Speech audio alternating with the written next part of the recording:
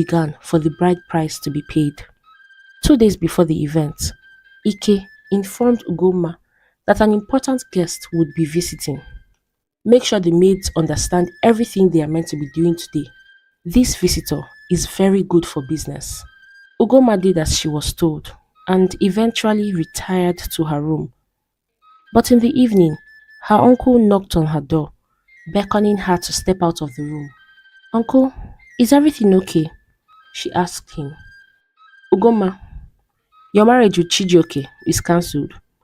In 1 month, the guest that came here today will be coming to pay your bride price," Ike answered, and immediately he walked away.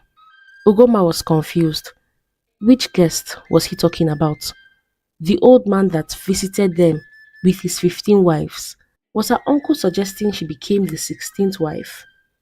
She ran after him begging for clarity, but all he could say was, "I am standing as your father, and whatever I say is final." The following morning, she ran to Ebube's house to ask him to plead with his friend, and Ebube, who was also very confused, told her he would pay him a visit to understand the situation better. But Ebube was disappointed when he met with Ike. "My brother, if your son can give me 200 bars of gold, I will give her to him as his wife." Ebube thought he was joking, so he began to laugh. "Funny man, who else but you has up to 200 bars of gold in this entire village? Even the king cannot afford it. Or do you want to marry your niece?" But Ike was not joking. "I'm done speaking, Ebube. Anyone interested in marrying Ugoma should be ready to produce 200 bars of gold. That is what Mazi Afu is willing to pay for my Ugoma." Mazi Afu was the wealthy guest from another village that came to visit Ike. On the day of his visit, he met Ugoma and fell in love with her beauty.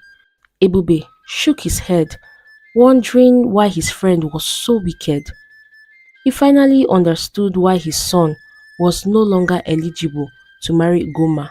Could Ike not forfeit the money, at least for his own sake? So in anger, Ebube questioned Ike. "In all our years of friendship, I have stood by you, never requesting anything from you. Even when you gave me a tiny portion of the gold, I never complained. When you hurt your brother, I hid it from the world.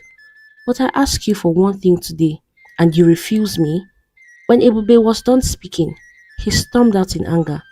He was finally tired of his friend and wanted nothing more to do with him.